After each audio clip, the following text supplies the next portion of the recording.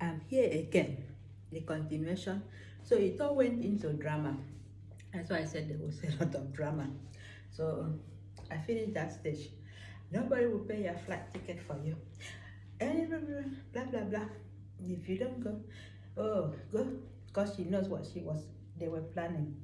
If you effort, when it's what they call effort, go and beg effort, go and apologize for effort. That's when they will get you. She tried. That was their last plan. If I don't go, mom, that woman want to give something to her, send something through me, but you didn't want me to travel. So I will still continue. There were a lot of plans, and thanks be to Bishop Eku. He went with me and like a spiritual father, and God bless him for that job. I will still continue to pray to remember him in my vow. So, and remember God, because it went on to this thing that so we went there. She tried and pretended, trying to put a lot of rubbish, all sort of moyo, all those rubbish things to put through or use it to cause trouble when I'm traveling, but it didn't work. I was so happy. I was praying, I left with everything covered with the blood of Jesus. No weapon that she fashioned against me that prospered. All what she did was to do a lot of rubbish, mysteries, and put in clothes, thinking that I will go and put on those clothes. Oh, this is the clothes I sew for you, oh, my daughter. And I just ignored, because I knew she was making a lot of fake something, and she couldn't get me, because her plan was she was supposed to take my position to travel, and I was going to be in the village for her to come to UK and send money for me. That was what she told me. If I don't want to sit in that position in where she put me, that she's going to pay me.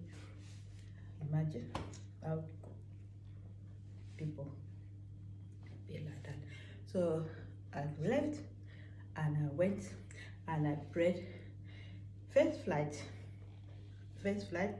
which they planned a lot of drama in that first flight, but God changed it around. I missed that first flight and I appeared again. So they were waiting for me in the airport with a kind of, don't know what kind of, how will this kind of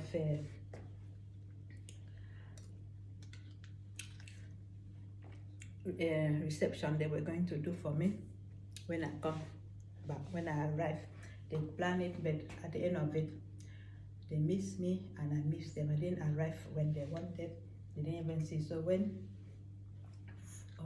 they were confusion, so Virgin Airways gave me another chance to take the second day flight, which was okay. I told them, because I got phobias of planes and I couldn't just go like that, so they decided to give me that service again for me to travel. So that was how I was sitting down in the plane. So I missed the most important thing. The most important thing was when my visa was approved. I was so happy. I was so happy that if you see the kind of happiness, the happiness was so wow, like, oh, I have to go when I went to Lagos again for them to stamp my visa.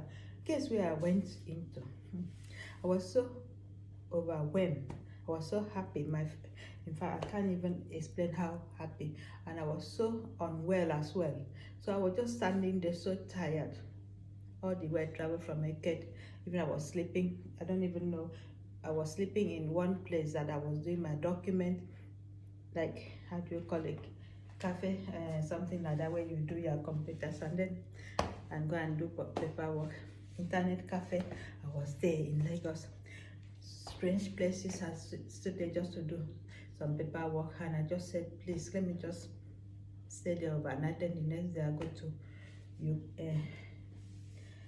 UK embassy for them to. So I stood there. I took my letter. I was so tired. I was standing there. Guess where I went into? I went into a line, another wrong queue. That is for application. People were even looking for visa. That was when I went and stood there. I forgot. I didn't even know which queue to stood there. I was standing there. They called me, come here, madam, come here. I went there, said, oh, hello, and I saw them. When that man was looking at me like that, I said, oh my God, oh, this is another trouble. He said, but do you know where you are? I said, what is wrong where I am? You are here in where you are applying for visa. You're supposed to go there in that side that they need to stamp your visa. You don't have to be here. And I said, oh my God. So it went on. That was the greatest joy in my life. So as soon as that was done, everybody that was calling me Bondo, Shem, everybody, all the nicknames, they stopped. They were calling me, oh, hello. They were just greeting me about 20 times. I was wondering what kind of, so that news spread everywhere. I left. So when I come, guess what happened? When I called them from the airport, because I was so scared of plane. I was just holding the chair, sitting down like that. I couldn't even lift my hand. I was so scared of the flight, which was really, really my worst problem of flying. I was shaking. So when the worst thing was that when the flight was landed, I heard the pilot saying, oh, check if my leg don't land for ground. Oh my God. I said, my God. And it went boom. That really frightens the hell out of me. So I said, no, I'm not going to be scared of flight. I've even seen worse things in my life. So I landed. As soon as I called them, I am here. Why didn't you come? You should have come. All the preparation we were preparing for you yesterday. I said, no, this is when I have to come. Yeah, I know those people in the church must have told you not to come that first day. All sort of things. I didn't answer anything. Guess what happened? The reception, they were waiting for me, was just to give me a sweet. What tiny sweet? I was wondering. Like, she gave her daughter that sweet. Give me. How could you welcome somebody from Nigeria with just a small tiny sweet in your hand? I said, no, I didn't touch that sweet. I just ignored it. So when they went there, the first thing she looked, it wasn't. I would just, don't forget, just wait and continue and listen to this, because it went into, I was so shocked. So next video you can listen, and thank you for watching, and please don't forget to subscribe to my channel, Mrs. Always Right and Mr.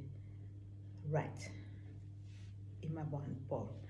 On my YouTube you will hear a lot of things about my story.